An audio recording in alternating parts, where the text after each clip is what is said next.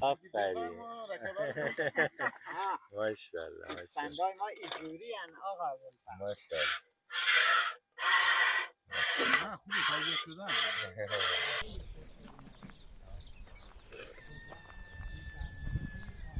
آری اونجا شیر زن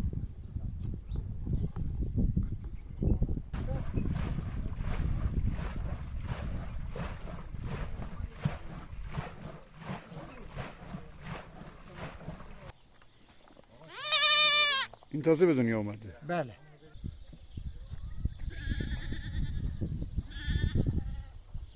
عموی داشتم زیارت اگه باشتو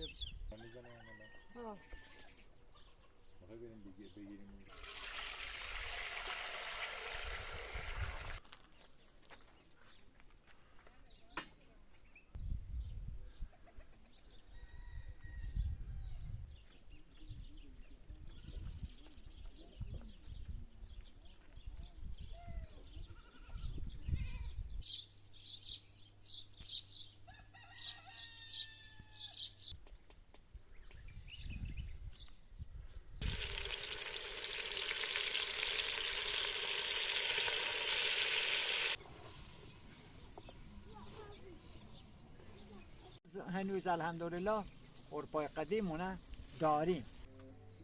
الان البته کم شده آبش.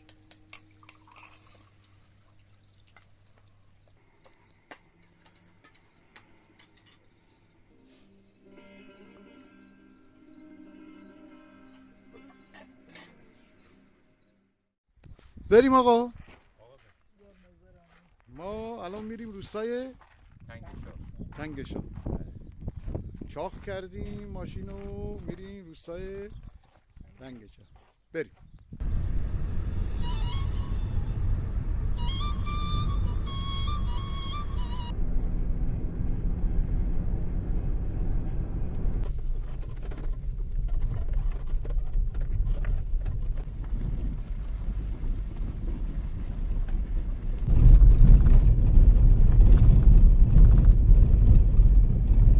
ما الان افتادیم توی مسیر تنگ شاه.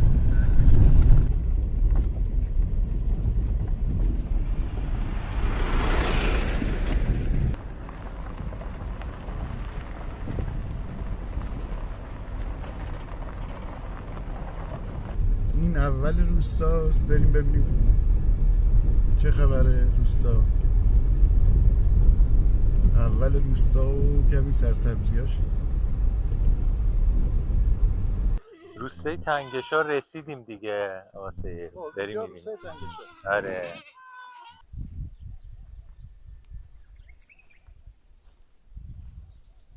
حالا اونجا دیگه نمیشه بگردیم، اینا باید آجابه دستی بگیم تو آقا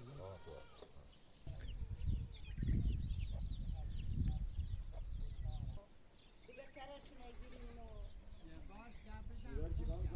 سیاره دیگه الان این تازانه که گیریم دیگه دوشونیشون رو آتش دیگه اکنیشون توی مشک زنیشون دیگه مشکش نگیریم دیگه کشکشون هم باز دوباره رسید دوشونی کشکش نگیریم.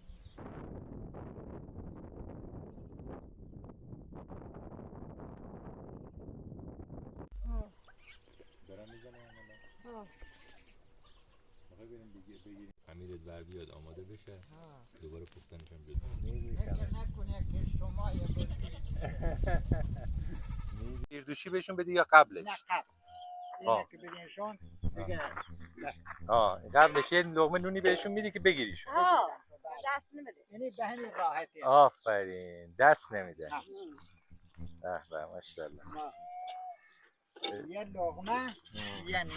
البته دست همه کسی هم نمیگیرن. بله همینطوره. من صاحب شدم. بله همینطوره. ما خب داریم خب ما هم شیردوشی و من 1 سال چکون بودم. کرونا که شد با 100 تا بوز رفتم تو کوه. همون گوسفنده ببین تا دقیقه بدم اهل خوبه برای آقا دست درد نکنه. ببین پاس بگیر من برم تو کوه دیگه هر کسی نمیتونه بگیرش. همینطوره بله. دیدمشون تو کوچه توری هم. مثل مثل گوسفندهای وحشی شکار. برو کم بیا.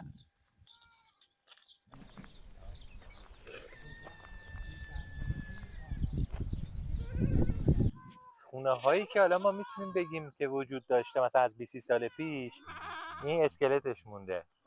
بهش میگن کنتوک. کنتوک؟ بله کنتوک. آره. کنتوک در اصل اینا عشایر بودن، اصلا خونه نداشتن. اگه بخوایم درستشو بگیم اینا در سال مثلا شاید 3 بار کوچ میکردن، عوض میکردن محلشون به فاصله تقریبا 50-60 کیلومتر. اینجا مثلا یک مقر اصلیشون نبوده. مقر اصلیشون که به اصطلاح توی تابستانه میشه بالاتره، میره سمت همون روستای زیارت. آره. و بعد دیگه حالا مثلا وقتی که میخواستن بهشون زمین بدن واگذار کنن و بگن یک جا، همون حالا یک جا نشینشون کردن دیگه، یه جورایی اینا رو آوردن این منطقه رو شناسایی کردن. این هم یکی دیگه از اون کنتوکایی که الان دارن این خانواده توش زندگی میکنن و برای این خانواده الان داره جدیدن یه خونه ساخته میشه حالا با شرایطی که از همین ببین. آره معماریش چیه داستانش؟ ببین این خونه یه خیریه‌ایه که حالا داره به اصطلاح حمایت کرده و داره این خونه رو میسازه. حالا چند منظوره هست دیگه برای این خانواده‌ای که تنها کل خونه‌شون همینا رو داخلش هم میریم میگیریم ببینیم. این معماریشو حالا چون از من خواستیم بنده خدا که بیام بهش کمک بکنم و از ساختش به اصطلاح بهشون کمک بکنیم، چیزی که ما بلد بودیم این بوده. حالا دیگه نمیدونیم درست یا غلطش. اون چیزی در واقع سازه خشتی ولی با آجر داره. بله با سنگ و آجر رو ما سعی کردیم تا جایی که میشد از مسئله بومی خودشون، مثلا سنگا مال همین منطقه است، این سبک کارمون هست و چون می‌خواستیم تا اونجایی که میشه از حالا کارگرا و نیروهای محلی خودشون استفاده بکنیم. بعد قرار شد کسی هم بیاریم این از دست ما برمی اومد و سعی کردیم حالا سبک معماریش هم همون گنبدی شکل به کپرهای این منطقه میخوره. آره. و این شکلی بالاخره تا این لحظه تا اینجا رسیده که دیگه بودجه خیریه هم تموم شد، فعلا تعطیل شده. خب سلام. خوبی هم حالت خوبه؟ سلامت انشالله. خدا سلامتی بده به شما انشالله. شیخ مختار بزرگ این محل و معتمد محل روستای بسیار عالی. پدر همون نظر که باش اومدید، پدر خانم اسلام. اینجا همه فامیلن دیگه. بله. کل روستا همه یه خانواده. هر خونه‌ای که بری اشتباه نکردی.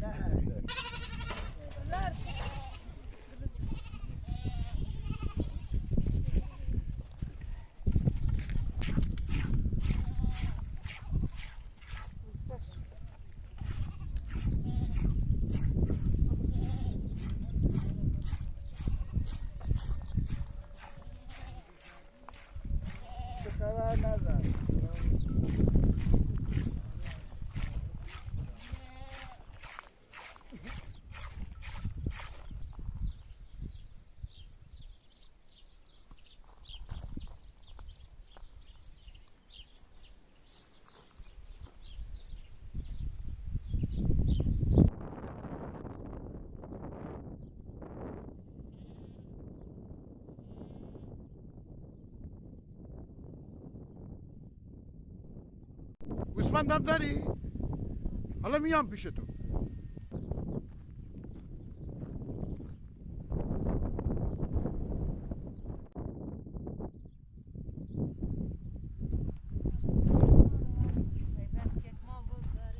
سلام. خوبی؟ خسته نباشی. چیکار میکنی؟ گوسفند میدوشم. گوسفند میدوشی. هم 10 تا دارم، بوزی هم ندارم. اینجا هم تو حساب ما الکی، هم تو بندی الکی. همین حالا حیرانی هارم جا سرگرمینون. اونجا سه تو تاری کپری هم زندگی کنی اوتا. نه اینا چیه؟ این بوته ها چیه؟ اینا زمزرود. زمزرود؟ بله. چی میشه زمزرود یعنی چی؟ زمزرود یعنی هم تو جازی. یعنی چیز دمنوش میشه به آش درست کرد یا نه؟ نه. هیچ خاصیتی نداره؟ هیچ. بز میخوره؟ بله. آها بز فقط میخوره. گوسفندم. یعنی بخوره شیر خوبی داره. ها دیگه شیرشون عالیه. دیگه همش میگن جاز کوهی خورده. آها. چون تلخه. این جاز کوهیه. جاز کوهی. آها. نه هم جوجه ها هم نمیشه. نگاه. خدا خیر شما را بده. یعنی این آقا سید فقط یه یخچاری به ما داده دیگه، نه کولر نه هیچی و هیچی. اینم آقا سید که داده، الان برقمونم خراب شده که درستش کنیم. یعنی با این تنور و این خیلی پیکنیک دیگه درست کنم، گازم خراب شده رفته، حالا پسرم رفته درستش کنه. آها اینجا برق داره ولی گاز اینا که نداره دیگه. نه ما بخاطر یعنی روی دیگه از 2 روز روی دیگه دارم غذا میپزم، به خاطر گازم شیرش آتش گرفت میخواست دم بگیری. دیگه یاده گفتم بابا اینو درست کن، خدا خیرشون بده، هم یخچال به ما دیگه داده دیگه. الان انشالله کولر هم بهت میدن. خدا کمک کنن و شما هم که اینجا کمک به ما کنی دیگه، هم شیری و بعد مادر با بچه‌هات همینجا زندگی میکنی؟ بچه‌هات کوچیکن یا بزرگن؟ بچه‌هام یکیشون دانشگاهه، یکی هم رفته سربازی، 2 تا یکیشون هم از پسرانم خونه کردم، یکی هم حالا بزرگن، خدا سر شاهدن اگر من پول دارم خونش. خونه کردی یعنی که رفته خونه، یعنی زن گرفتی؟ ها زن گرفت. یعنی زن گرفته. یعنی الان بچه‌ای داری باید زندگی کنه؟ بله 2 تا خدا رو شکر دارم. 2 تا با آقا، 2 خونه آقا، یه دختر اینجا زندگی میکنه. این هم اینجا دیگه. ما 5 نفر تو هم خونه زندگی. به بچه‌هام میبا کمک بکنی که من بتونم دیگه اینو نه ای مدرسه نکشم. این زجر ما دیدین دیگه بچه‌هامو نگی ان شاء الله. اون ساختمون چیه اونجا؟ این پیش اینی تا اومدن بهشون بسازن، نتونستیم وام تموم شه و ما.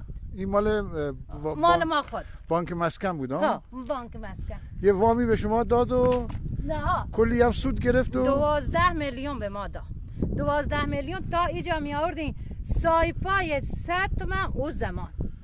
ما می آوردیم کرایه‌شون دادیم، بعد 12 میلیون تموم شه، اتاق ما هم بسته نشه، مجبور شدیم دوباره هم خیلی همین زندگی. الان 12 تومن چقدر دارن ازت میگیرن؟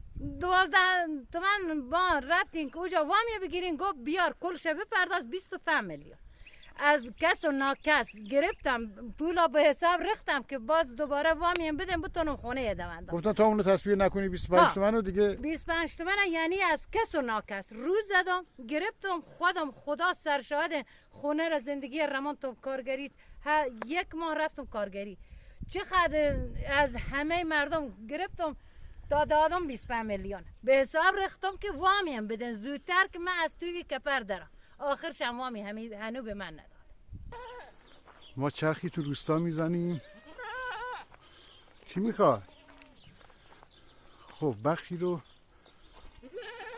خونه براشون ساختم، بخشی هم با خیریه های مردمی و کمک مردم داره ساخته میشه و این خونه های قدیمی که مال خودشون بوده.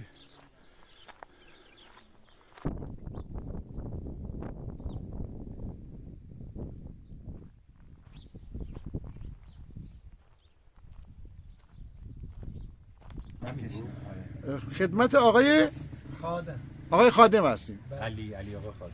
مهمون آقای خادم هستیم. یک سفره بسیار مهمون خونه تونه آقا نظره، ما پسر عمومه بالاخره. و آقا نظر محبت کردن. این غذا اسمش چیه آقا نظر؟ این غذا فرم سبزی.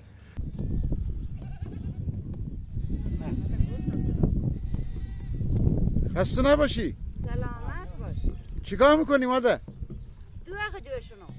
دوغ درست میکنی؟ ها دیگه دوغونشون کشک جوشونو دوم کنم شو تو کیسه آبشو میره دیگه تو گرچونو کنم هلشون روی دیسی الان خشک بشه نگویم خیلیشون کشک.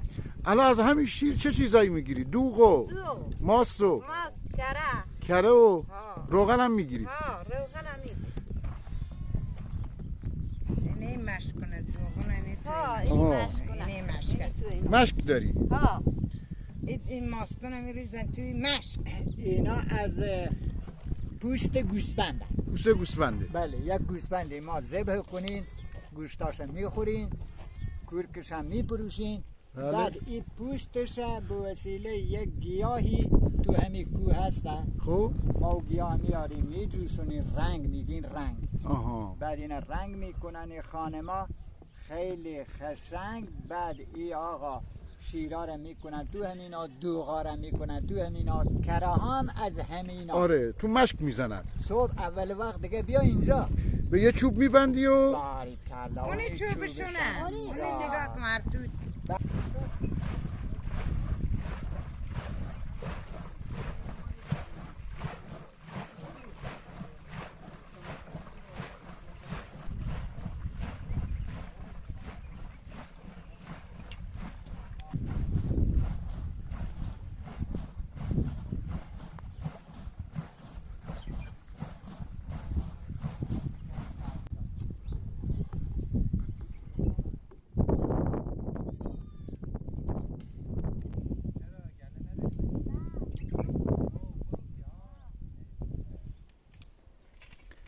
سلام. خسته نباشی آقا خادی. خدا قوه.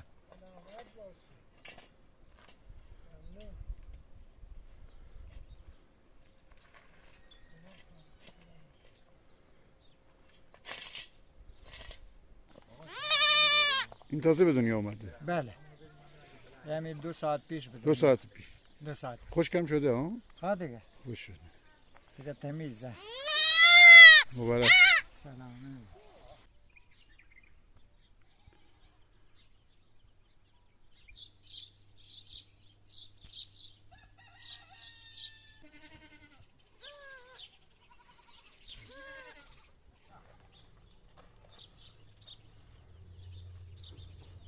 بیابون علا زینب ها و این یکی رو برداشتی آوردی اینجا نذاشته بره بیابون. این نه این دیگه چرا؟ به خاطر ایگان ذات و کوه که هرش وحشنو. اوه الان نزدیک بذار. ها الان نزدیک بذار. ممکنه بره اونجا تو کوه بذار اونجا وقتی میذاد دیگه نمیتونه بیاد، کرش همونجا میمونه وحش میخوره. خودش هم به خاطر کرش دیگه بر نمیگرده. ها وحش داره. دیگه یار رو تو کوه ما نه اینجا نه که وحش داره.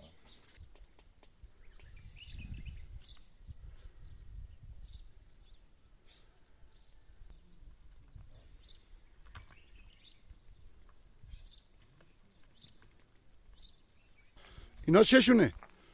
اینا با هم دعوا کردن. دیشب حرفشون شده. با هم خیلی اینا دوست بودن، سوری قهر کردن.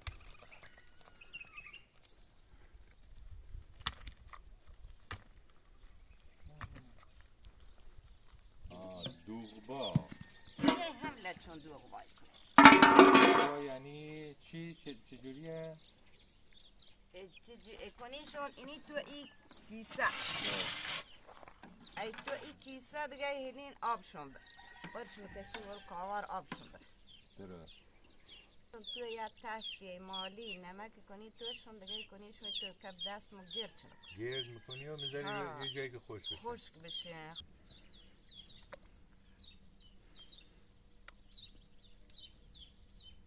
شش کن ای دعا نکنی توشون.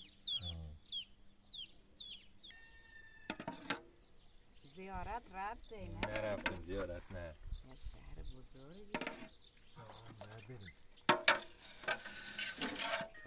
ها آبشون میره. اونجا که بذاریتش دیگه خیلی بیشتر. حالا سخته که آبشون دیگه گریم چی درست کنیم برم همه بگی اونجا ورش کشی ور کاور یا بخواد کجا نه ها اونی رو چی ورش بیا من بیارم. نه تو نمیتونی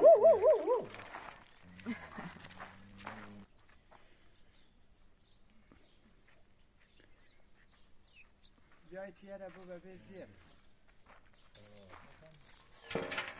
10 تا 10 لیتر که بگیری اگه ایشون گیر بیار که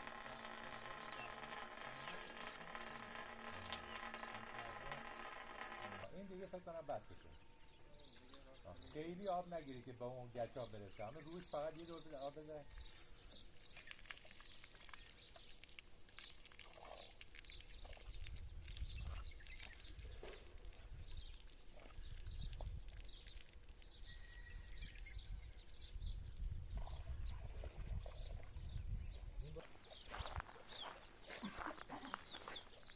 سلام. سلام خسته نباشی. سلامت باشی. دیدمت داشتی میزدی. ها اینی خود دوستم سوق بزن گرفتم جشنتم الان دیگه کردمشون توی این مشت زدم الان دیگه حالا کرهشون جمع بکنم دیگه آماده باشه دیگه. آماده الان حالا کره ریزی توی غلی دیگه دو وقت ریزی اینجا کرهش دیگه جدای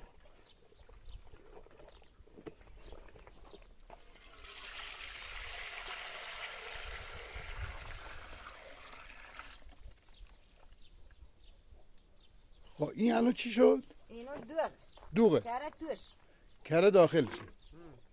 کره رو تو وید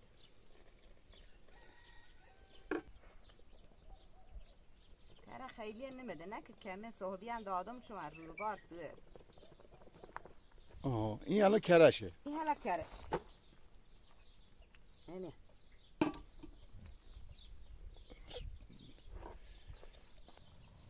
دوغ داری بخوری؟ دوغ هم میخوریم بله دوغ هم میخوریم بذار کمک کنم بهت نه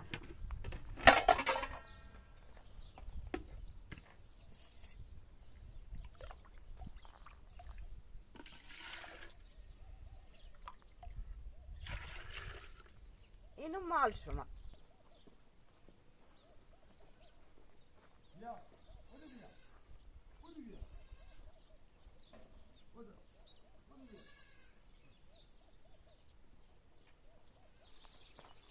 این چیه اینجا؟ این مرغه لله داره. لله داره؟ بله یکی لله داره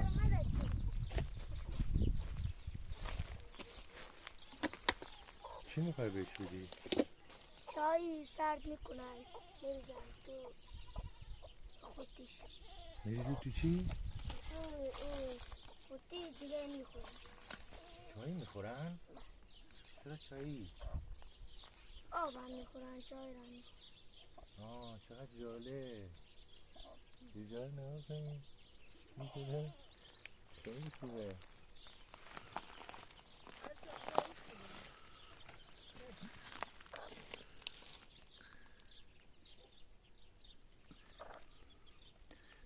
دو چهار 10 تا جوجه داره. آره خیلی جالبه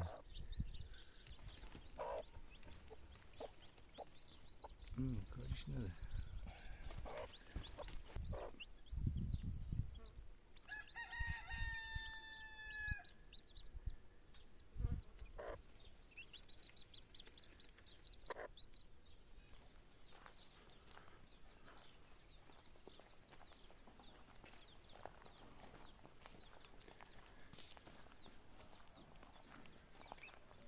الان اتفاق قشنگی که داره میفته، یک خیریه در واقع این خونه رو داره میسازه. بله یعنی بر رایگان هم میده در اختیارشون. بله برای یکی از خانواده اهالی اینجا داره میسازه و حالا بریم ببینیم داخلش هم بد نیست اگر دوست داشتین تصویر بگیریم. بفهم هزینه هاشو خیریه، البته خیریه هم که میگم خیلی خیریه قدرتمندی نیست. بنده خدا یه نفر هست که داره یه پیج شخصی داره توی اینستاگرام فعالیت میکنه و کمک میگیره از مردم، خورد دارن میریزن به حسابش و این ساختمونه تا اینجا رسیده.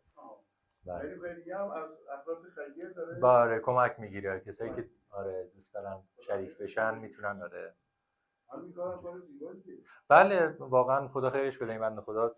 حالا نه تنها خونه که مثلا توی حالا من خانواده‌های بی وزارت دیگه گفتم اینجا زیادن، کسایی هستن که حتی مثلا کل درآمدشون از طریق همون یارانه‌ای که داره میاد به حسابش، درآمد یعنی آنچنانی ندارن و ضعیفن. چون یه ذره کار گردشگری هم انجام دادم برای این فضای داره به اصطلاح سعی کردم که مثلا این فضای یه فضای دلنشینی باشه، به محیط اینجا بخوره. ضمناً کاربری رو مثلا ما این فضا رو گرفتیم برای پذیرایی، یعنی یه اتاقی برای مهمانه که چون اینا عرض کردم به خاطر روستای زیارت که میان میرن مردم و یه تور هم هست میان به اصطلاح اهالی رودبار از جای مختلف میان، حتی دورتر از چابهار مثلا این منور میان. اینا سعی کردیم این اتاق و وصل به خونه هم هست بذاریم که مثلا اگه یه زمانی کسی هم خواسته یه اقامتی هم داشته باشه بتونه از این فضا استفاده بکنه. آقا پس توی صحبتات چند بار داستان زیارت گفتی. این چیه داستان زیارت؟ آره، زیارت اسم یه روستاییه که بالاتر از اینجاست، میفته پشت این کوه و توی حوزه به اصطلاح دیگه عنبر آباد و جیرفت اینا خارج میشه، سمت توی حوزه ریگانه. ولی خب وصل به اینجاست، راهی نیست، اما یه گردنه چیزی داره و یه روستای دیدنیه. ضمن اینکه یک حالت به اصطلاح اینکه میگم زیارت اسم روستا دیگه یه حالتیه که یه سری عقاید مردم دارن این اطراف برای یه حالا محلی که اونجاست میان به اصطلاح یه زیارتی میکنن، یه نظری دارن میان ادا میکنن. این داستانش مفصله و قصهش اگه دوست داشتین و وقت بود که میریم میبینیم با هم دیگه. یعنی جایی امامزاده یه جایی که یه جای نظر کرده ای مثلا اینطور که حالا خود اهالی تعریف میکنن. آره، یه اتفاقاتی افتاده که به اصطلاح مردم یه عقایدی پیدا کردن نسبت به اونجا و داستانش هم شاید داستان جالبی باشه. میشه حالا من خودم البته خود روستا نرفتم، جذابم هست برام که بریم اگه وقت داشتین، جالب میشه. تنگ شاه این روستاییه که داره این فعالیت‌ها توش انجام میشه. روستای زیارت. بله. چیکار میکنن مردم اینجا؟ ببینید مردم اینجا عرض کردم در اصل عشایر بودن. اینا گله‌داری از شغل اصلیشون بوده که از قدیم بوده. آره. حالا و اتفاقاتی که افتاده و عده زیادی مثلا دیگه از این کوهش‌ها و از کل روستای منطقه رفتن ساکن شدن توی خود رودبار جنوب و یه سری حالا آدمایی که دیگه موندگار شدن اینجا همون دامو دارن. ولی ببینید یه اتفاقی که افتاده اینجا و اینا ساکن شدن توی این منطقه باعث شده خوشسالیایی که البته اتفاق افتاده باعث شده که خب اون به اصطلاح چیزهایی که تعداد دامی که داشتن اینا کم بشه. الان مثلا هر خانواده‌ای ممکنه 20 تا دیگه براشون گوسفند مونده باشه. چیزایی که داریم می‌بینیم مشخصه. اهالی واقعا اهالی ضعیفی هستن. آره، از نظر اقتصادی ضعیف. اینم کنتوکی که عرض کردم. اونا ببین مثلا نهایت معماری اینا تا از مثلا حدود 20-25 سال پیش که شروع شده همینه که آره سنگچین میکردن و با چوب میزدن به اصطلاح حالت خیمه مانند و دیگه حالا با روش پلاستیکی پوشی یا در از سیاه چادر داشتن. سلام. چطور هستی؟ حال شما خوبه؟ سلامتی؟ سلامت باشی. سلامتی. خوبی سلامتی. خیلی ممنون. آقای دور محمد یکی از اهالی خوب این روستا. کوچک شما. سلامت باشی بزرگواری. الحمدلله. سلامتی میشه. دعای خیر شما. چه خبر؟ سلامتی شما. الحمدلله. خیلی سلام. ممنون. حال خوبه؟ سلام، حال شما خوبه؟ خوبی؟ سلامتی؟ چه جای قشنگی. آره. ها.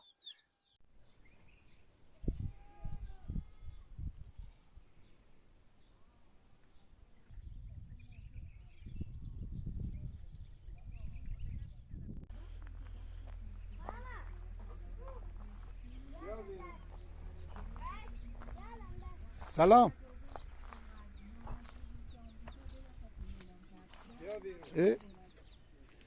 جوجه اینجا چه کار میکنه؟ سلام. سلام بوپر. خوبی؟ سلامتی بوپر. بیام بیرون. خوبی خانم؟ بد نیستی. حال شما خوبه؟ سلامتی. این خونه داره درست میشه، دوست داری؟ بله. خیلی. این خونه ها خوب نبود؟ این نه. آه. خب بعد این چند وقت الان داره درست میشه خونه؟ الان یه ماهی است. یک ماهیه اینطوری آماده شده. بعد اینجا چند وقت توی این خونه زندگی میکنید؟ خونه 4 سال. 4 سال 5 سال توی این خونه زندگی. قبلش هم فکر کنم کفر داشتی نه؟ بله. جای دیگه بود. جای دیگه. دست شما در نکنه، به کارت برس خواهر. قربونه شما بفرم.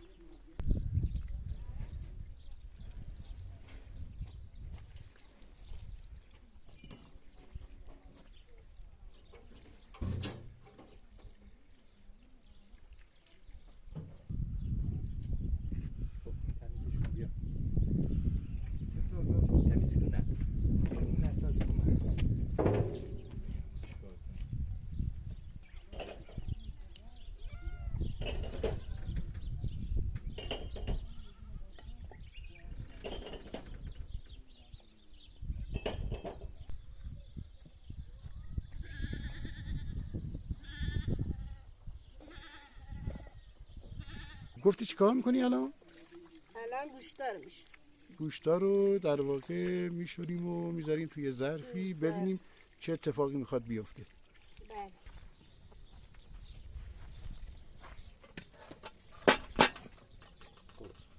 خوبه. ما اونجا گرفتیم گوشت و شست و انداخت توی دیگ. حالا بذار آشپزمون بیاد.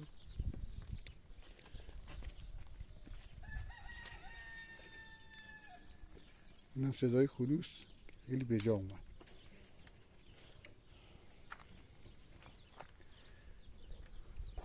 آتیش زنه.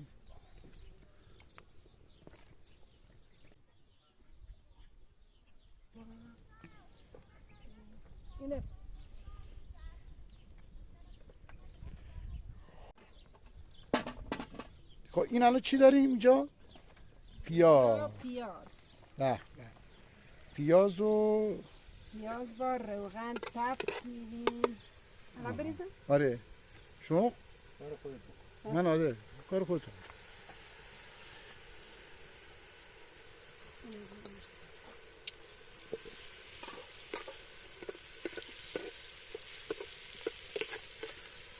مادر دست.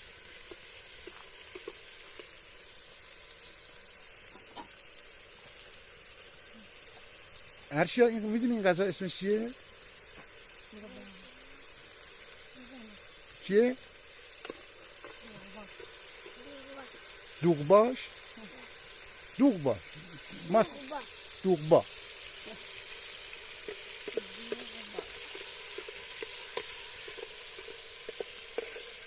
الان میخوام گوشتا رو بریزم داخل دیگ. پیاز رو یکم که تفت دادی تو روغن بله. گوشتا رو میریزی.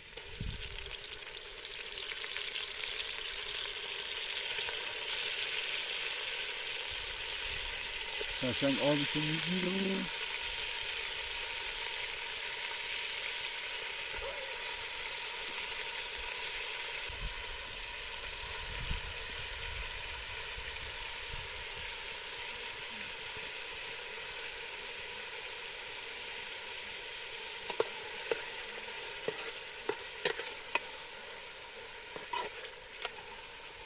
ما بهش میگیم دوغبا.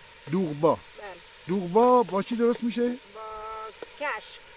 کشکو یعنی موادش کشکو گوشت و کشک و گوشت و مثلا دیگه این داروها اضافه میکنیم. آها ادویه هم اضافه میکنیم.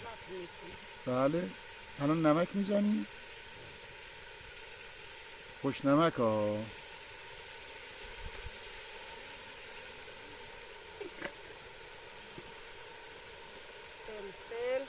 فلفل قرمز. بله. زردچوبه.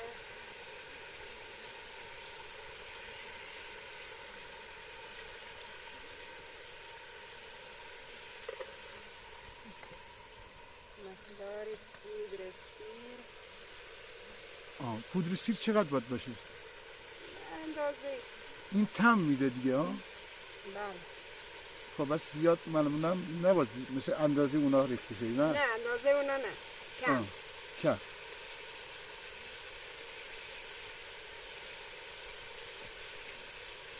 چه بوی خوبی هم راه افتاد.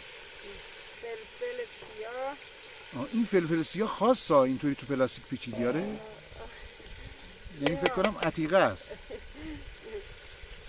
این فلفل سیاه محلیه که درست شده و همه جا گیر نمیاد، برای همین خیلی تو بسته‌بندی های روستایی مخصوص چیز شده.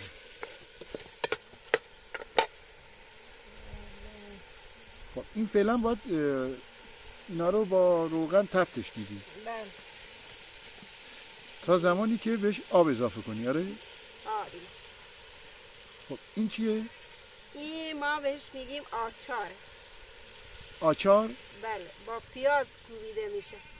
خب توضیح ما بده چیه؟ یعنی ادویه کاریه؟ بله با پیاز ما مثلا خشک میشن دیگه با زردچوبه و پیاز میکوبیم. یعنی این الان موادش پیاز و زردچوبه و پیاز و زردچوبه. پیاز و زردچوبه. بله. چه جالبه. یعنی پودر پیاز و باز زرد شده.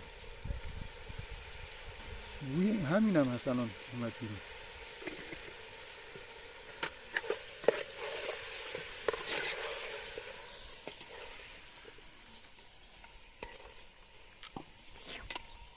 من علم رو بدهنم رو به کی پخته میشه. الان میپزم.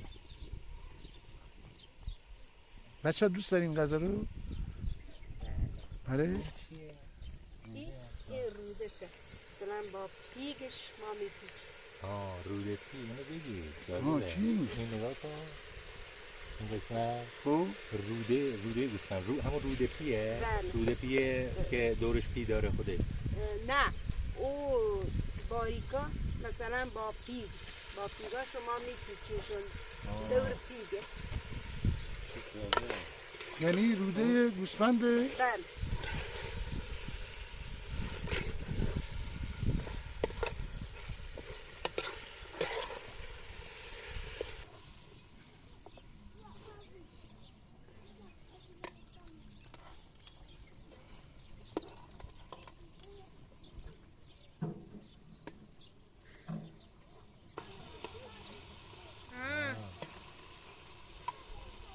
بیا همسایه. سلام. خوبی؟ سلمی. میخوام ببینم میدونی مادرم چی درست میکنیم یا نه؟ چی؟ غذای آتشی اگه گفتی چی همین غذا؟ آبگوشت. آبگوشت؟ خوب دقت کن. آبگوشت هم اینطوری درست میکنه شما؟ گوشت. دوغبا. دوغبا. دوغبا. برای آبیا. دوغبا درست اینو هم دنک ما گفت ما دوغبا درست کنیم. اینی حالا هم طوری هرنین دیگه بدشین گوشت کتشی دیگه واده یکم آرتی زنی روشون بریه گدهی یا کش یا لچ دیگه مالی نبیازی توشو یا جوش یک زده دیگه تکشم یارینو. و گوشته باید اول پخته بشه. گوشته باید پخته بشه. بعد دیگه اون کش که ریختی فقط یه جوش میخوره. خب الان چیکار کردی؟ آب ریختیم. آب بهش اضافه می‌کردم. سلام. غذای آتشی حالا کدیم به عروسی به زن مرد همه توی آتش مرد. سلام چطور جوان؟ خوبی بفرم. چه آبگوشتی. خب الان فعلا آبگوشت. فعلا آبگوشته بله. خب حالا آشپز ما میگن که یکم رو آب ریختن تو به اندازه ای که بتونن کم کم اضافه کنن و این فعلا باید تفت بخوره بجوشه. مهمون هم داریم از بالا محله. ما در خدمت. خواهر و برادر و پسرانگو و پسرانو هم دیگه. آره فهمیدم همه با هم دیگه فامیلن. حالا او زنینه او بالمو هم خواهر ایه گلسوی من خواهر درمه همه. ما وصله دوری نمی کنیم. آها. ما عشایران خود به خود پسرمو دخترمو. آها یعنی اینجا ازدواج غیر نمی کنن، یعنی همه با هم دیگه فامیل. بله. مگرم دیگه اینجا خیلی با هم دوست. بله بذار اگه با پخته شه میخوای بذاری سرشو. آره سرشو میذاری تا پخته شه دیگه. این نم باید مثلا برای اینکه نسوزه چون با آبش بخار میشه کم کم بهش آب اضافه میکنیم. پس ازدواجا فامیلیه اینجا. فامیلیه. تو قوم و قبیله در واقع. قبیله و اینا با هم خیلی مهربانن دوستن. ما شب هممون میاییم توی خونه. روز بعدش میریم تو خونه من. فردا شبش میریم تو خونه او پسر عمو. این روزی که عروسیه یا نه؟ نه اصلا حتی اکثر روزا. عروسی اینجا چجوریه؟ عروسی اینجا او قدیما سرحدت من خودم سال 69 68 ما یک هفته فقط اینجا عروسی بود. آفرین. عروسی خودت یک هفته بود؟ ها یک هفته. همینجا؟ بله همینجا. بعد دهل بود، دهل محلی بود، ساز بود، آتش بود، برق نبود. کلا غذا را با همین آتش با همین کمازون چایی برنامه هنوز الحمدلله عرفای قدیمونه داریم. داریم. ها الان مثلا آتش غذامون، مثلا آقا برنامه دوستیمون، مهربونیمون خیلی با هم صمیمی، بله همینا خوبه. کینه و فلانی در دل ما نیست. همین زندگی ساده و خب من یه توضیح بدم. این غذا چون در واقع گوشت داره، گوشت گوسفند داره، فکر کنم باید یکی دو ساعتی باید بپزه. بله. تا این بپزه ما میریم و برمیگردیم.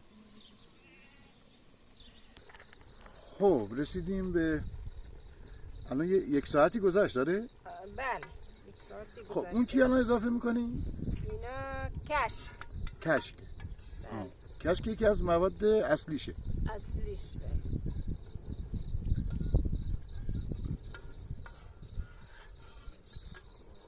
کشک موقعی که آبش کم بشه، یعنی آبش باید کم بشه، کشک رو اضافه کنیم. بله. درسته؟ بله. آبش باید کامل بچسب. حالا میرسیم داخل.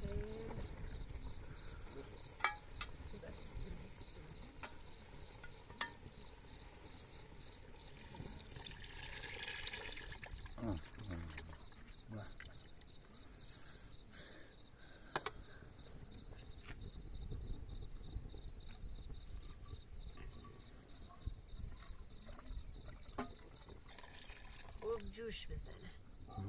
نشسته به هم و بجوشه. بله.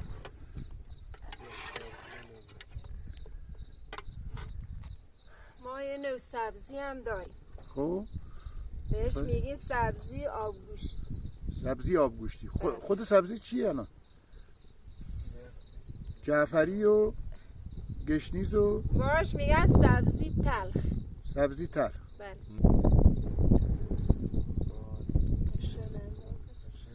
سبزی خشک آبگوشتی. یکیش که فکر کنم جعفری باشه.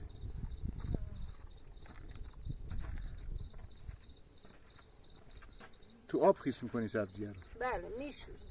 میشوریش تو آب؟ نباید خیس بخوره، باید بشوری. باید بشوری. این سبزیه در واقع معطرش میکنه دیگه، خوشبوش میکنه. بله خوشبو.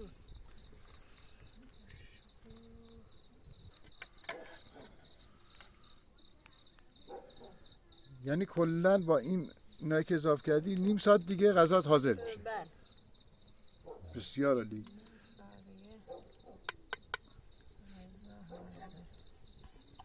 درشو میذاریم تا تموم کارش دیگه بذارم. یعنی ببین نیم ساعت، اگه 20 دقیقه نیم ساعت بجوشه آبش یه خورده کم میشه دیگه ها. دیگه کم شد، بس شد، باید دوباره اضافه کنی. چون غذاییه که با آب باید داشته باشه.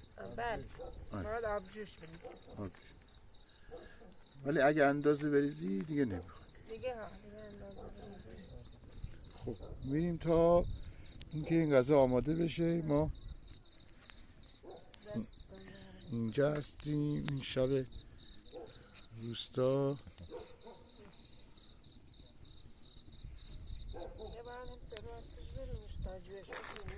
همین باشه تا این همین کنده ها دیگه چیز بشن. فکر کنم همین کنده ها که بشن دیگه زغال دیگه بس بشه. تو هم شالت میمونم ببینیم چجوری میبندی شد. ایوه شال بگو من ببینمش. ببند.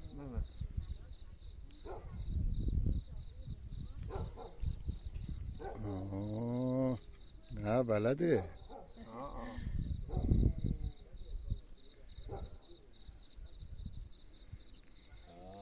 شالت تو آویزم داره با برای منم ببندی. سلام. مهمونم داریم که.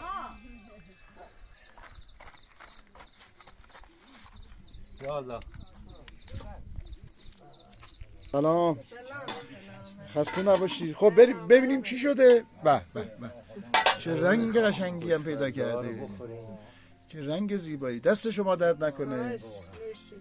و نون محلیه همینجا که واقعا خوشمزه است.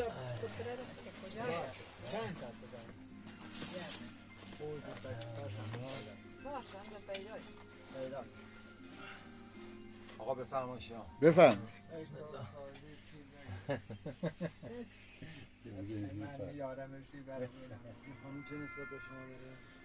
نسبتی با من نداره یه غریبی بیارش با من چشماش کنه میچن ژاپنیه چه بسته است.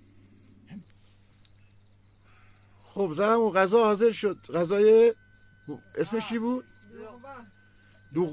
دوغبا. دوغبای ما حاضر شد. ببینیم وای محلی عشایر داده خورده دوغا. خب یه دونه رو آقا الفاظ من میداره طریقه خوردنشو به ما میگه. طریقه خوردنشو دیگه مثلا بگیم چه جوریه. آره تلیت میکنن؟ آره این غذای تلیتیه دیگه.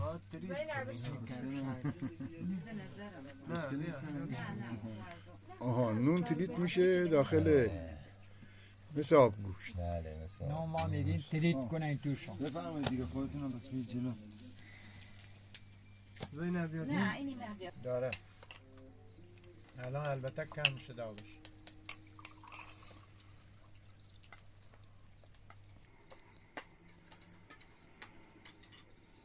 بیا برسیم بعدا وقتی اون بر میره. آره اینو ببرید بالا. باشه حتما.